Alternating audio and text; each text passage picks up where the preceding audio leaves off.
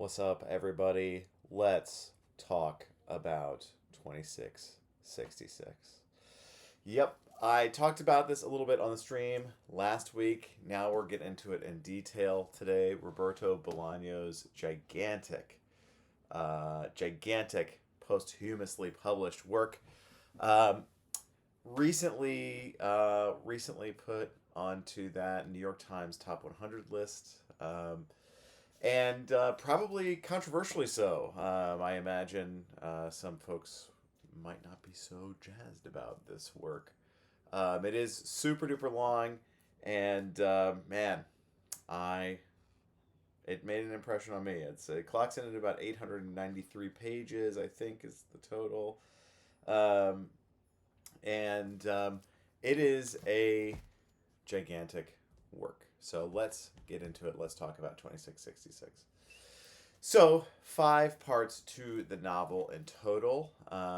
Parts 1 through 3 I talked about last time. Parts 4 and 5 I'll talk through today. But because I wasn't recording last week, I want to make sure to summarize parts 1 through and 3 um, for everybody just to get an idea of what's going on here. And those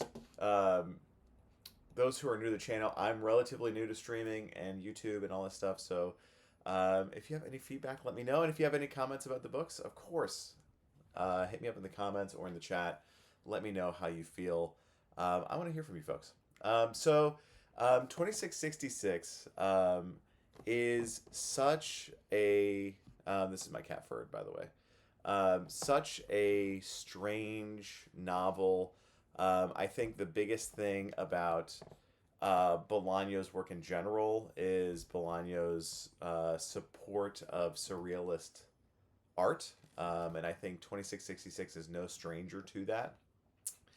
I, in going through the novel here, I think you're gonna find all manner of really bizarre and strange and at times really brutal scenes.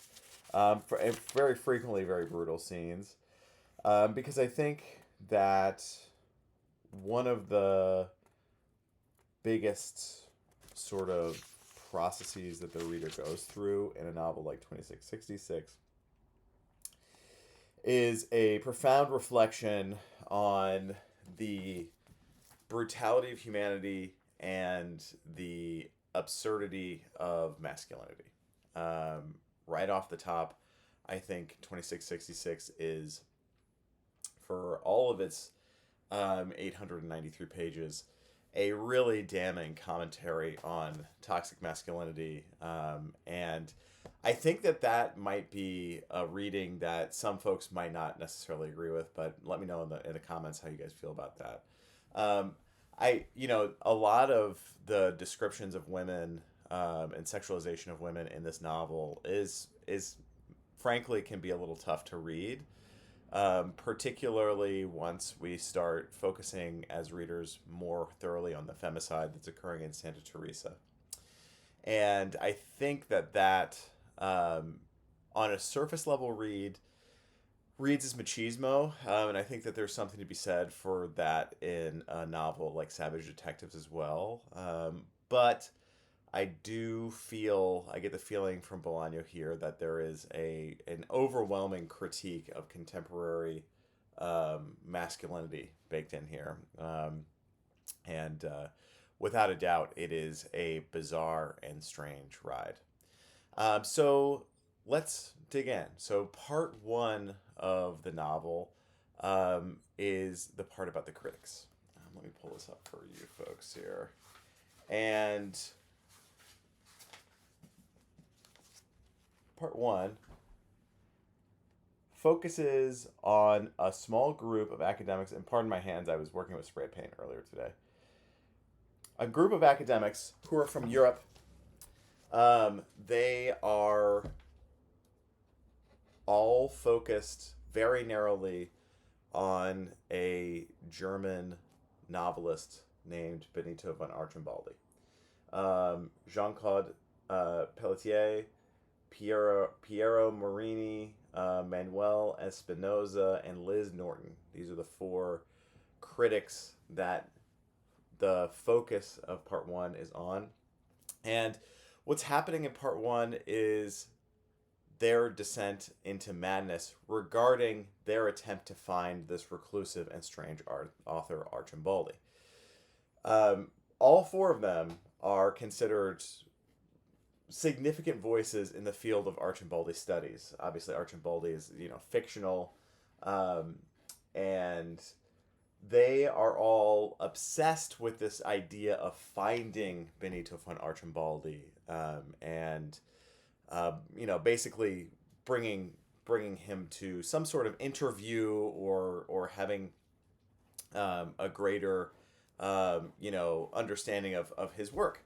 And I think what is interesting about that is that Archimboldi and his work are, very strange post-war German, and for a long time, Archimboldi's work is deeply obscure, and then eventually he is recognized and is a contender for the Nobel and so on and so forth. Um, and this seems sort of writer on academic style material. And what we're presented with as readers is our critics falling into kind of a madness about Archimboldi, which is this sort of professional madness, and then they have this personal madness that is surrounding this academic in their group, Liz Norton, where the three men of the group, each in their own way, sort of fall madly in love with Liz Norton, and vice versa, Norton falls in love with each of the three men. That is all sort of in this swirl of their never-ending search for Archimboldi, which leads them to what I contend to be the main character of the novel, or one of the main characters of the novel, which is the fictional border town between the United States and Mexico of Santa Teresa. Santa Teresa is a proxy. It's basically an image of Ciudad Juarez in Mexico on the northern border. And it is a rough and tumble factory city that has a university, but it is known widely for a very gruesome femicide and series of murders that are taking place in and around the city itself. The four academics, three of the four of them, are drawn to Santa Teresa on a rumor that Archimboldi has been spotted there. So three of them, Liz Norton and Marini and Espinoza, make their way to this border town to search. And their trip is very strange, very bizarre. They do not find Archimboldi. Norton ends up leaving while Marini and Espinoza end up giving lectures at the university. And they have a very strange and bizarre time entering into this odd space of Santa Teresa, this border space where the violence of the murders are significant in the culture that they experience. This part one, to me, is a great and very narrow introduction to the novel itself, because we have Archimboldi introduced, we have Santa Teresa introduced, we have the murders introduced, but these three main things aren't necessarily the forefront, but we see how they're working on the psychology of these various characters. So the way Archimboldi and his work, begins to be, is this object of fascination and obsession for the critics, and how that then mirrors and resembles the fascination with the murders in Santa Teresa that eventually arises, is a very very strong beginning for us here, and that is closely connected with part two, and part two is connected with part three. So I think one of the reasons why I'm sort of talking about them in two different sections here is because I think I think parts 1, 2, and 3 show outsiders going to Santa Teresa, and then we have part 4, which is much more reflective of Santa Teresa itself, and then part 5, which is about Archimboldi. So, but part 1 about the critics, we see these Europeans arrive in Mexico, in northern Mexico. We see these Europeans interacting with the university culture there, which has a lot less prestige. They are invited to do lectures. They are considered to be predominant in their field. So they are have enough prestige where they arrive in this northern Mexican city and are basically able to present on their topic at will at the university.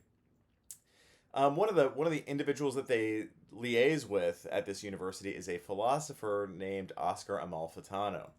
And Oscar Amalfitano is a Chilean professor of philosophy who has left his wife and is single parenting his daughter Rosa while teaching at the university in Santa Teresa.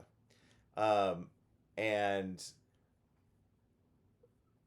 as we get into part 2, which is very short, sorry, I'm going to have to put my cat down to pick up the book. As we get into part 2, which is very short, we're transitioning from the madness that these, academics feel to, in regards to, not only Archimboldi, but in regards to each other. Then we're transitioning over to Amalfitano's madness. And this is the main thing for all 3 of these first parts of the book, which is that Ferd is such a little scoundrel. He really loves to mess around. The madness that they feel in part 1 is, first off, very academic, focusing on Archimboldi in the 4 critics in their obsession with Archimboldi, and they're looking for him. And it's sort of a waiting Godot proxy. They're looking for him so fruitlessly. It is certain that they will never find him.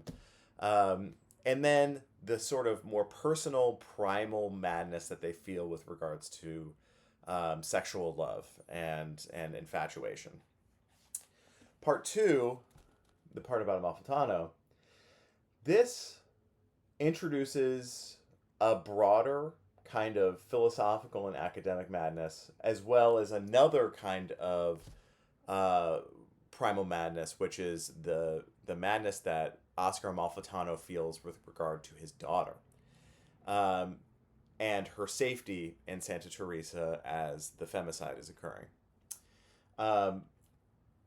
Amalfitano, as a philosophy professor, loses himself in grief over his relationship with his wife ending, with Rosa's mother ending, and loses himself to the fear that something is going to happen to his daughter, to Rosa, as they are living in Santa Teresa. Part 2 is very slim. Part 2 is real tiny, and this is where we see a lot of the surrealist tendencies that Bolaño has beginning to arise.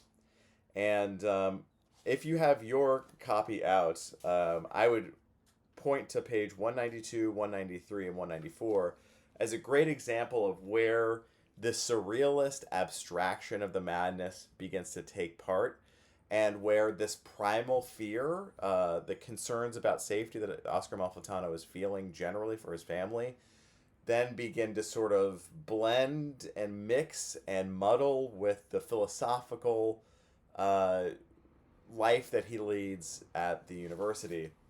And if you have read Savage Detectives, you will recognize a little bit of these shapes here. And we have got these weird figures and diagrams that our guy notes down. And one, even in the text, Bolaño comments on this. There's a certain logic to drawing 3, the logic of a teenage moron or teen bum in the desert, his clothes in tatters, but clothes even so. And he himself is sort of having this meta commentary on the abstraction and the weirdness that's going on here. And these shapes and figures and the listed names of different philosophical figures really pushes the reader to just dive into the strangeness that is going on here with Amalfitano. And I really like the part about Amalfitano because that begins to broaden the scope of the madness a lot. When we're talking about the part about the critics and their focus on Archimboldi, and just by coincidence, because of the rumor, they end up in Santa Teresa. Santa Teresa and the murders are sort of their background. Maybe their mise en scène. They're not really in the foreground as much. And then Amalfitano, who is living there, who has moved, who is himself Chilean, his daughter is Spanish, has moved here from Spain. Another set of outsiders coming to Santa Teresa, another set of prestige outsiders coming to Santa Teresa, but his focus being philosophical in nature and more generally is broadened. So with the critics, their madness is so hyper-focused on Archimboldi, and then Amalfitano, who is a philosopher, begins to expand our view of the madness that is being experienced in this border town. The part of Amalfitano is tiny, and it's the shortest in the novel. Initially, according to little front matter here, Bolaño had intended on publishing these parts as different books, and I think that they were in the English, but I would imagine that that part 2 is probably I haven't with others. I have heard of the separate novels being sold, but I haven't looked at it because mine is all of them together. And that brings us to part 3, which part 3 is the part about fate. And Oscar Fate is yet a third outsider coming to Santa Teresa. And these 3 parts, all 3 of them tell the tale of outsiders with some prestige coming into Santa Teresa, which is a town that lacks prestige significantly. Oscar Fate, he's an American.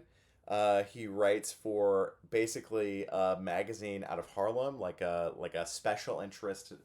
It's billed as a special interest, but like sort of a black focused magazine. And he is not a sports writer, but he goes to Santa Teresa to write about a boxing match. And in the course of learning about Santa Teresa, Oscar Fate becomes interested in the murders and becomes interested in writing a story about the murders, although his editor back in New York City has a lot of resistance to it and just wants him to cover for the boxing match. And as an outsider, the thing that I noticed most in my readings of this novel is that the critics and Amalfitano, being academics, have a different kind of outsider prestige where they interact primarily with the university. And the university itself sort of presents itself as this separated out, almost segregated place within Santa Teresa,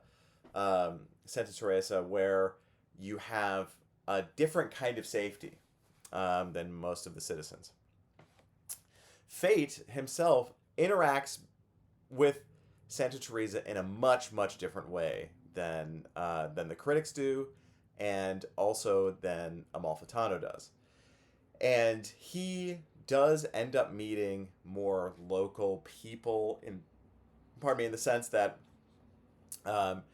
he begins interacting with like more rank and file citizens of Santa Teresa who aren't affiliated with the university at all per se.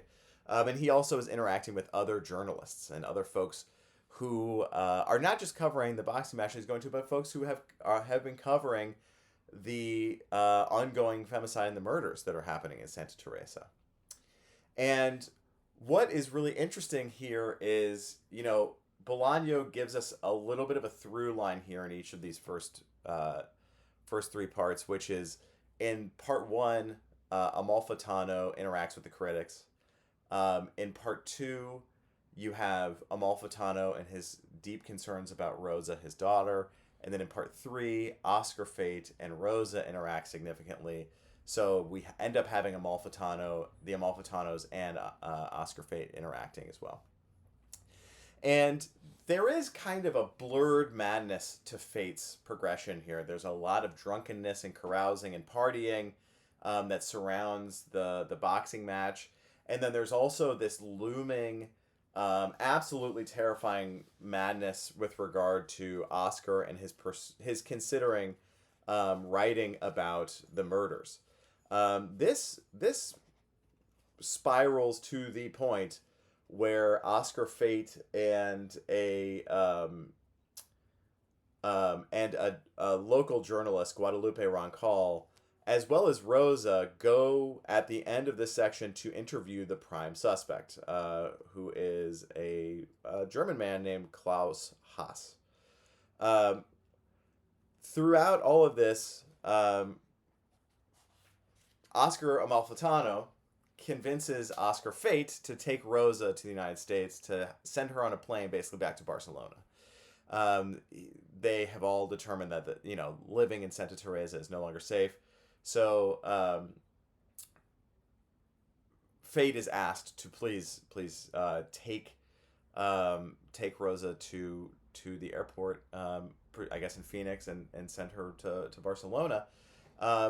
And as the section ends and they are planning on leaving, Rosa and Fate stop with Guadalupe Roncal to go interview Klaus Haas. And Klaus is a very significant character in the rest of the novel, and also a very imposing and frightening character throughout. I'm on 348 here, but yeah, when Fate heard footsteps approaching, he thought they were the footsteps of a giant.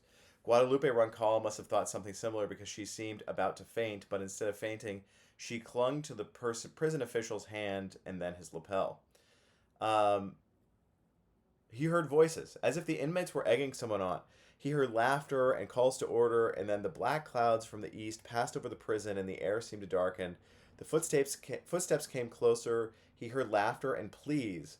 Suddenly, a voice began to sing. It sounded like a woodcutter chopping down trees.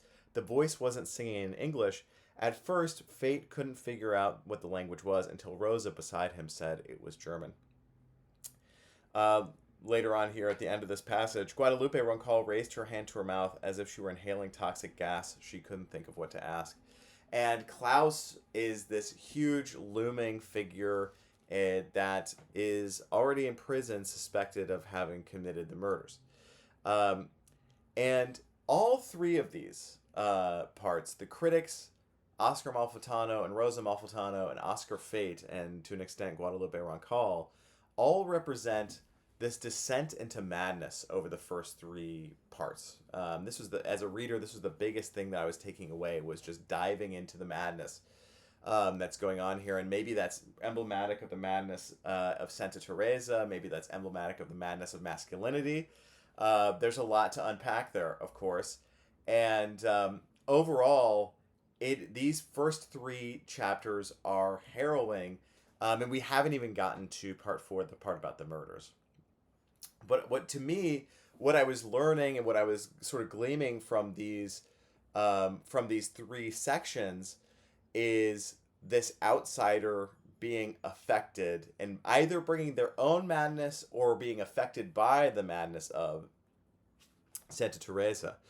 And I think the city of Santa Teresa is the main character of the novel here. I think, to me, that is what, if we insisted on talking about something like that, I think I would say Santa Teresa is the main protagonist of the novel. And I think there's some good argumentation to be made here with regards to the madness being brought into Santa Teresa and the madness being received when in Santa Teresa. And there's a source book here that I suspect that I want to recommend to folks. Pull off the shelf here. That I think might go into the sort of colonial commentary I'm thinking of in 2666, particularly in the first three parts. So, part one, we have four European academics coming to Santa Teresa. Part two, we have a Chilean academic by way of Spain and his Spanish daughter coming to Santa Teresa. All of these folks are interacting with the university. Then we have an American coming to Santa Teresa who has a different kind of prestige, but at being a journalist is still visiting upon Santa Teresa and bringing that outsider perspective. And I think there is some rich analysis to be done in terms of the narrative regarding the colonial project in Mexico and its reflection in these three parts, and also perhaps a more contemporary view of the imperialist order and its effects, and maybe its underpinnings in a place like northern Mexico and the borderlands there. I think if you are a reader of somebody like Gloria Anzaldúa, let me see if I've got Borderlands here. If you are a reader of Anzaldúa and you deal with a lot of intersectionality, I think that 2666, these first three parts, referring to that borderland and having these prestigious academics and writers appear in that area and affected by madness, I think to me that is a beautiful and evocative abstract commentary on how academe and writing can take part in those colonial and imperialist projects. Something to think about there. I think in terms of source books that I maybe not, maybe that our man was thinking of, that Bolaño was thinking of. One I can think of here that is just so much about madness is Terra Nostra by Carlos Fuentes. And this novel focuses so much on King Philip of Spain, and it is just first off, if you haven't read it, it is absolutely the character of El Señor here is masterfully done. And you have my full recommendation. I'll do another video on this novel later, but you have my full recommendation to read this, because this is a more confounding book than 2666 in my opinion. And so much of it is about madness, and the madness that is at focus here is the transition from the medieval to the enlightened in Europe, and specifically we see a lot of folklore and mythology. Specifically, of course, Carlos Fuentes, just tons of Mexican folklore and mythology in here, and I think that is a commentary on that Enlightenment period and its work as the genesis of the contemporary colonial project and the contemporary imperialist projects that persist to this day. And in reading this novel, madness is throughout. It is absolute that there is nobody safe from the depths of human madness in this novel. And I get a very similar feeling from 2666 in the sense that no psyche, no emotions are safe. And maybe safety is not the way to put it, but I think safety is a major concern of the commentary on masculinity in 2666. So I might apply that and say, that no one is safe from madness here in Terra Nostra as well. And I'm seeing lots of echoes in the reads back and forth. And as well, I would also say that Carlos Fuentes in this novel, there is a ton of surrealist work in here. There's time and time again, the retelling of some of these mythological tales that are in this novel are really surreal, and it is awesome. This is a great novel. But I wanted to just bring this to everybody's attention. Is if you're reading 2666, perhaps this is another novel that might be of interest to you in the sense of just the themes of madness, and everything that's going on here. So tons of stuff there to think about, and I think a reading of Borderlands La Frontera by Gloria Anzaldúa, I think this is critically a very interesting and provocative thing to pair up with the first three parts of 2666. Okay, I'm at 30 minutes. Let me take a slug of water real quick. So let's talk now. Now that we've talked a little bit about those first three parts and some of the sort of connected text that I could see out there, really, this one I think is huge. A very big critical text in comparison. And just that liminal space in the border. This is why I think Santa Teresa is the main character, is because that liminal space that we're talking about, a factory town in northern Mexico, right next to the United States, right next to like the imperialist seat of power. There's so many dynamics of power and violence that are there. I think this, having Anzaldúa there with you in a reading of 2666, invaluable. But let's talk about the absolutely most harrowing part of the novel, and what I think is going to be the most difficult part for any reader, myself included, which is part 4, the part about the crimes. Now, I counted the murders in here, and I think I must have missed 2, because I counted 110, and some sources online that I'm seeing are saying 112. So it's possible that I missed a couple in here, but I went ahead and tried to number them as I went along. You see there's 4 just on these 2 pages alone. This section, part 4, details all of the crimes related to the femicide, and I think here, Bolaño is being a very good modernist in the sense of like detailed. This is a detailed list going through murder after murder after murder. It is really harrowing, and I think it might be the longest section in the novel. I think the voice here is very journalistic in nature. There's some sort of detective side story stuff here in part 4 as well. So if you're reading it, and you're concerned about part 4 coming up, there are, so many characters in a novel like this, so many side plots, so many stories. I wouldn't necessarily worry that it's only that, but it is predominantly these violent crimes, and it is very, very difficult to get through, in the sense that it is overwhelming how many there are, how detailed we get, just how the violence is described. And I think it can be hard to stomach for folks.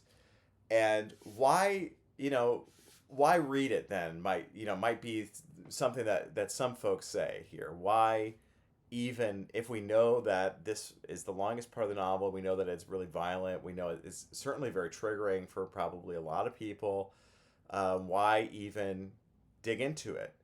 And I think, for me, what's important about that is the same thing that's important about parts 1, 2, and 3, but we're flipping the perspective that we're coming from here, which is parts 1, 2, and 3 are these American and European outsiders arriving, and in part 4 we're just focused on Santa Teresa. And what unites all of these various different agents and actors in the action here? Well, I've said it time and time again here. First is an undeniable and human madness that pervades all of them. All of the characters in here are, driven mad in some way. And then another thing is just the violence of the human condition and the violence of masculinity. I think, I don't know that I don't know that a lot of folks are going to be saying, oh, I read Roberto Bolaño for his commentary on masculinity. And I also think that Roberto Bolaño might be associated with what folks refer to as bro lit, sort of like David Foster Wallace type stuff. And I think that's fine too. There's definitely a ton of machismo here, but I don't think that we can get through part four of 2666 without admitting uh, just the deep violent tendencies of masculinity and how that is broadly seen across very different cultures. And I think one of the biggest parts and ways that we get there on that is um, Klaus Haas. Klaus Haas, who is first seen in the first three parts of the book, but primarily first seen in part three, where Fate goes to interview him. And he's the suspect who is German, who lived in the United States, and then eventually is in northern Mexico and is in prison for this. And we see a lot of really brutal commentary on prison life through that character's arc. And the way that we begin in parts 4 and 5 to connect Klaus, Archimboldi, the murders, Santa Teresa, and all of this sort of abstract madness ties very much so back to the rise of the National Socialists in Germany. And in fact, I would say there are ample images of totalitarian and fascist governance throughout the entirety of the novel. The one I just read at the end of part 3, where Guadalupe Roncal thinks she's inhaling toxic gas. These are evocative of this genocidal, nihilistic mode of governance that the Nazis were, and we're seeing that sort of self-reflected back in these murders in Santa Teresa, kind of giving us like a perhaps a nihilistic take that this is this violence that is so significant to this extent, maybe a horrible and terrible and undeniable human tradition. And I really do think that Bolaño is doing a lot of commenting on masculinity with regards to how that gets tied in there. I think the thing about part 4 here is just as a journalistic piece here, as a modernist piece that is very exhaustive and you could almost see this in bullet points in a lot of ways. Just as a list of all of the different horrendous acts that are happening. That is uncomfortable for us to read because I think it reflects on the violence that we see in our society all the time. And I think that, to me, is one of the most important reasons why we might go through part 4. Because I do think part 4 itself, it's tough. And both times I have read this novel, I have set it down midway through part 4 and just read something else.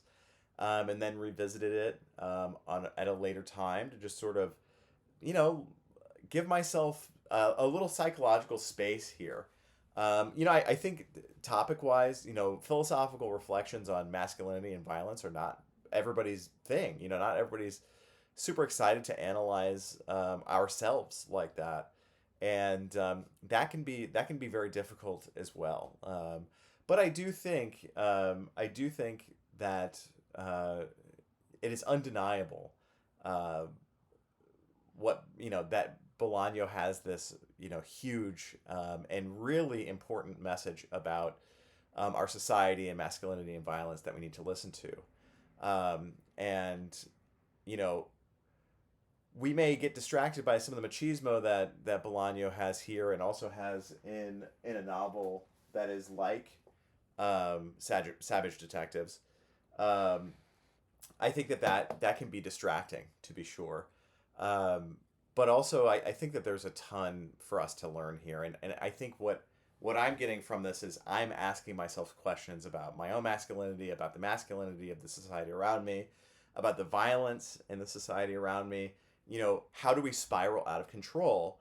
And when we see in 2666 those tiebacks to Nazi Germany, for example, we understand also that Bolaño, as Chilean, was driven out of Chile.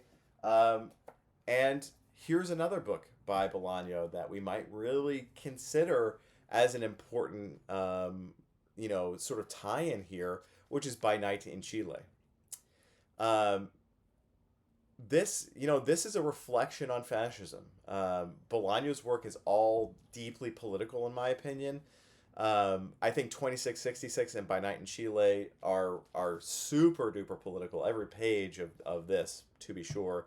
And I think probably every single page of 2666 has a lot to say about like the governance of fascism. And I think for me, that's even bigger when I'm thinking about... we're going to let Ferd in here. Let's see if he's going to party or not. Come on in, bud. To me, that's an even bigger deal when our initial characters are Europeans and Americans of prestige coming in, right? Because they're representing this imperialist order, albeit the academic arm of the imperialist order, and they are coming in, exerting power in a place that has spiraled so violently that women are being killed everywhere, and it's so deeply interconnected, so deeply political. I think by the time you get to part 4 and you start going through part 4, wow, it speaks so much. If anything, if we're talking about like the administrative side of things, part 4 speaks to just the absolute inability that the police have to control the violence, the absolute inability the city government has to do anything about the violence, the absolute inability of the prosecutor, the judges, anybody has to do anything about this. And what a better and more apt reflection of that than Klaus being the primary suspect, his having been arrested, and then the murders continuing unabated. And, you might say, if you haven't read this, you might say, well, is Klaus innocent? Well, when you read, you might not think so. And, the nihilistic tendency here might be to say, okay, well, everybody's guilty. I don't know that 2666 is without hope, but it is a damning commentary on certainly the administrative state. And that ineffectual status, that inability to protect the citizens from violence, to protect the women citizens from violence, shows just how we can spiral. And then we get into part 5, which is about Archimboldi. And this is where, I promise, this is where, for me, some of these connections become really apparent. Archimboldi himself, let me pull up part 5 here for you.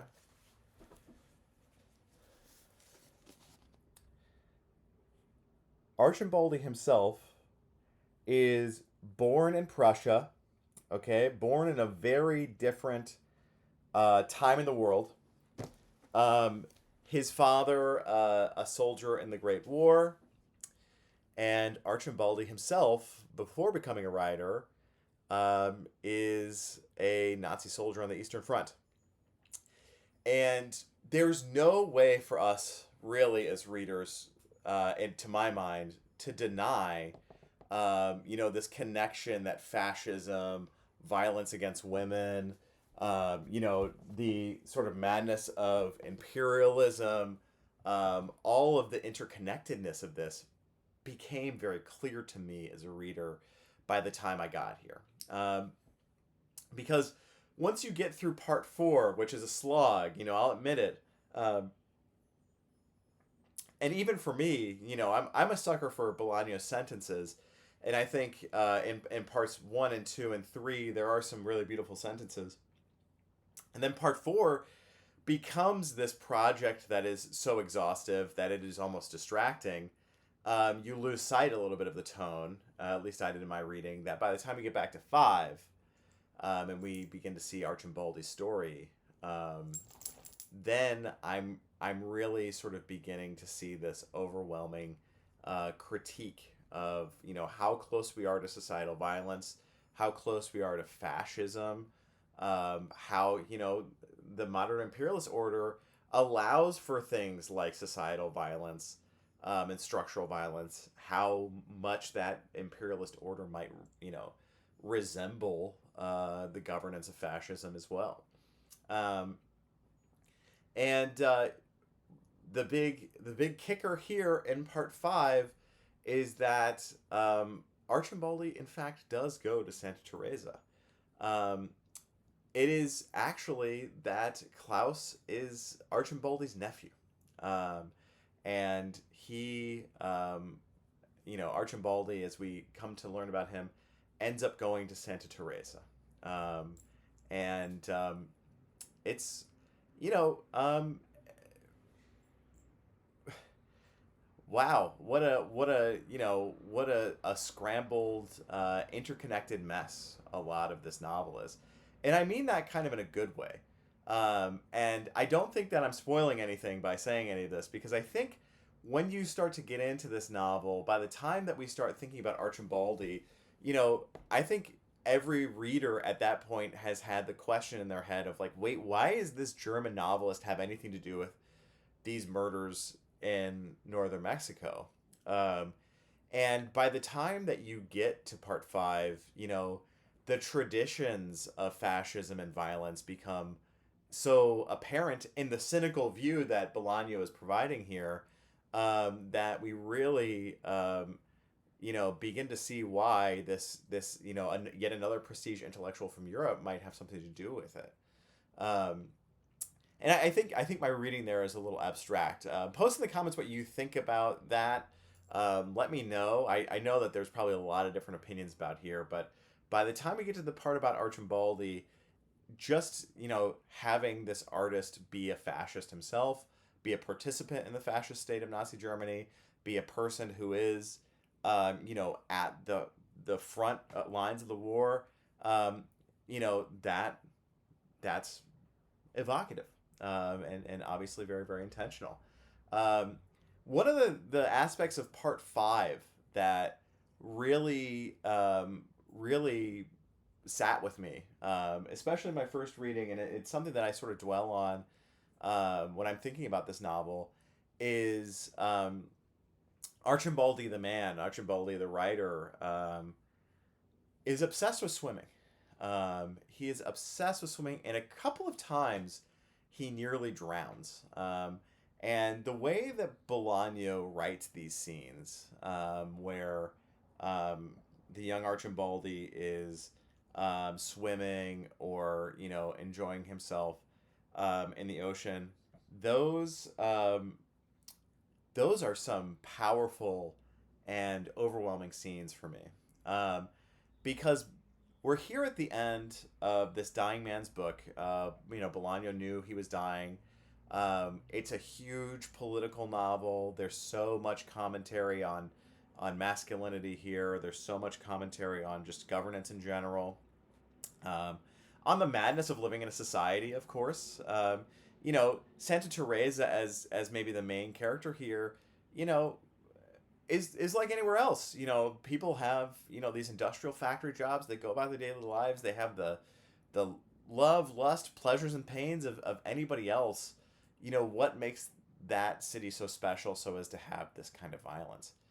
And at the end of the book, when we're reading about Archimboldi swimming, or nearly drowning, and his obsession with this this book about undersea life, it just sort of makes me think of like the waves of experience, the waves of humanity washing over a person, and just the ceaseless tide that you have no choice but to engage with as a person living on this planet.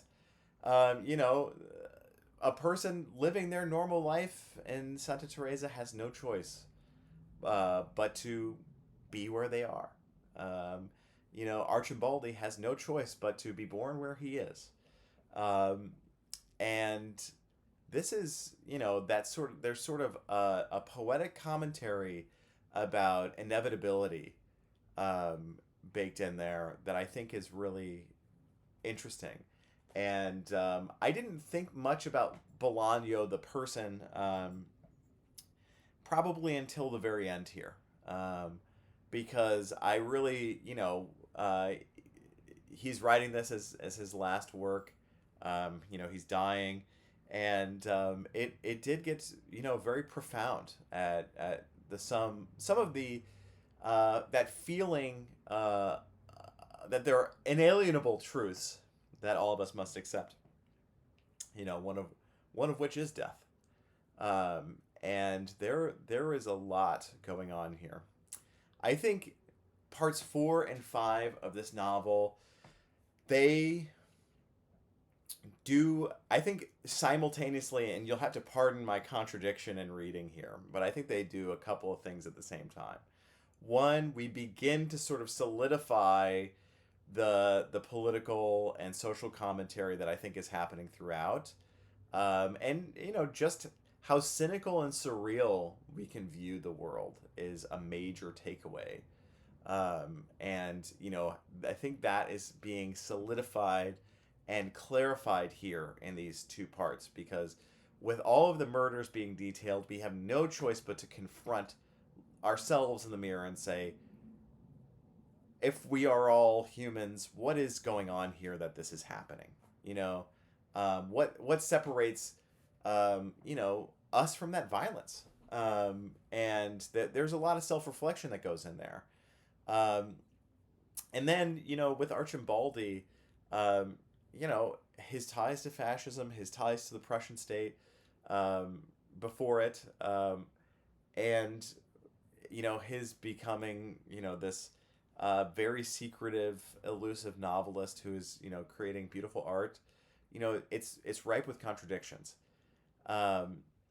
And that brings me to the second thing I think parts 4 and 5 are doing, which is I think it fragments and scatters, humanity to the wind in a sense.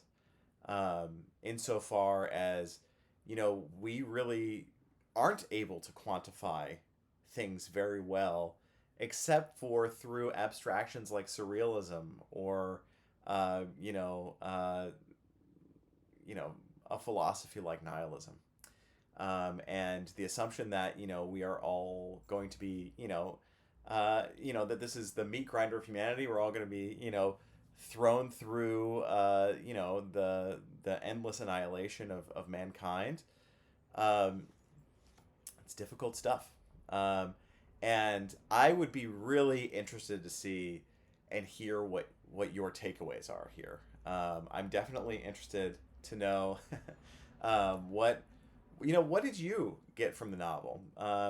Because I think for me, one of the most important things Ferd's ready to party. One of the most important things that I'm reading here is this sort of surface level commentary about masculinity, and then I start to sort of see this more macrocosmic side of things, and that macrocosm of human violence is to me undeniable after a couple of reads here. And I think that is another reason why a co-reading of Borderlands might be merited here. I think for me, Gloria Anzaldúa is I was one of the premier and most beautiful philosophical voices of her era. And if we are to find hope in a novel like 2666, it is perhaps the case that Bolaño is encouraging us to look to our more complex sensibilities to sort through the surrealist violence that is possible every day. I think that same macrocosm might be seen in a novel like Terra Nostra. And as you're going through here, just consider, how the artist grapples with an overwhelming world. We're talking about Bolaño, who is no stranger to difficult political situations, and certainly an observer himself of many violent traditions across multiple countries, whether that be in South America, Central America, or in Europe. Um, how do we grapple with that? How do we grapple with the undeniable fact that these things are happening all around us? And to me, 2666 is kind of, I think that there might be an inclination to get a little apocalyptic, especially with the title.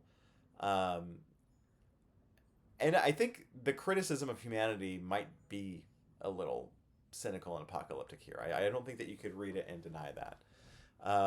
In terms of the title, I don't know that I have. I don't know that I have necessarily a reading of what the title is outside of the obvious 666 portion of it.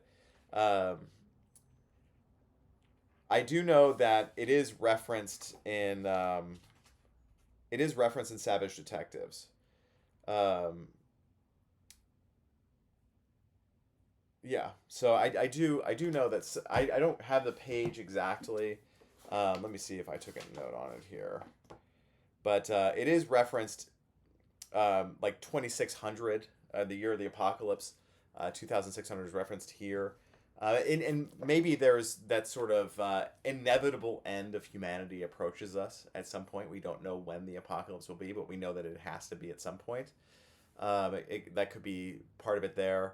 And as the last novel, The Dying Man, who sees his own mortality coming to him at a fast pace. Perhaps that is something we could read here. Is that we all collectively, everybody experiences their own apocalypse one day because we all end up dying. So there could be something there for that. But otherwise, I don't have much of a reading on the title. I do think, regardless, if you like surrealism, if you are totally okay with puzzling and bizarre and brutal, I think this novel is worthy of a visit. Thinking about that New York Times top 100 list, having read a lot of novels, I was very happy to see this novel up there, and I think it's because we still, no matter how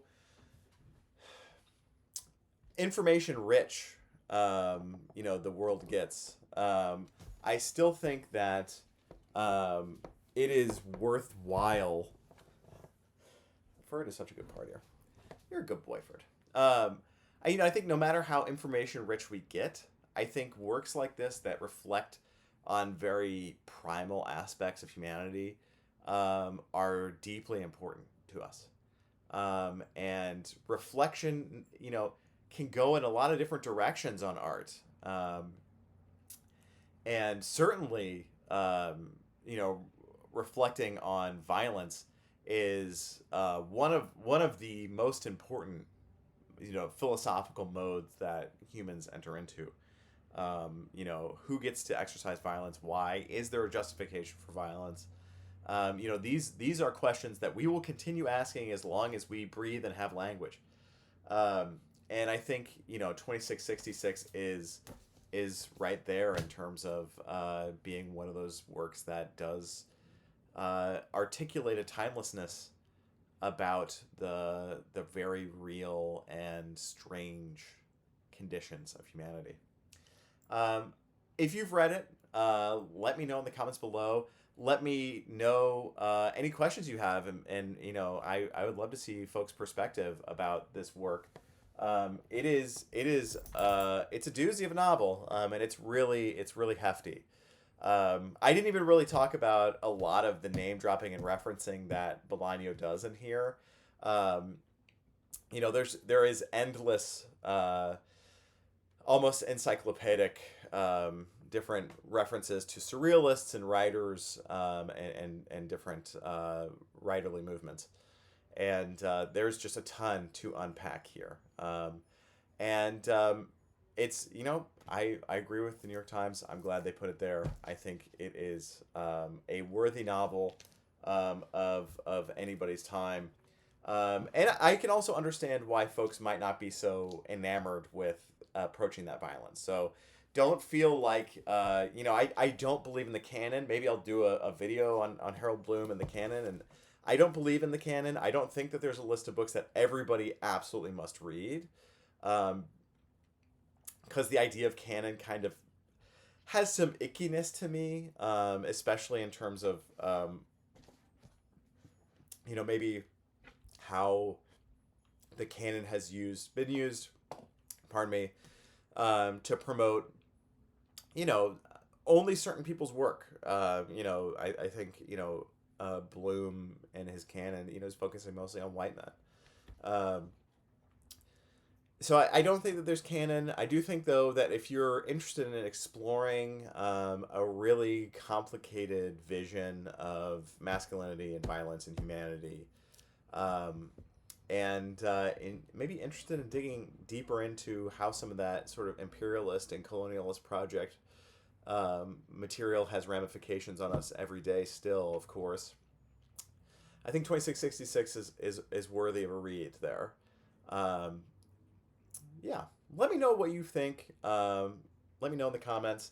As always, I want to thank you for your time, and thank you for being there to talk about books with me. Later this week, I'm going to talk about Girl, Woman, Other by Bernardine Evaristo. This was the 2019 Booker Prize winner. Let me see if I've got my notes page here.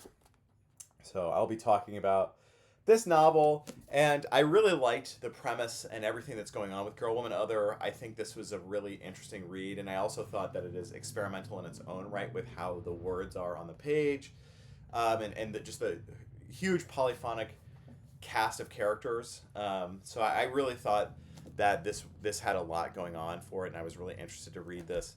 So I'll be talking about that on Thursday on the stream and posting that on YouTube later. But yeah, thank you so much. If you want, it's spooky season, so you could head to georgekors.com. You could read my graphic novella Home, which is about a lonely ghost, for free there. I'll post that down below.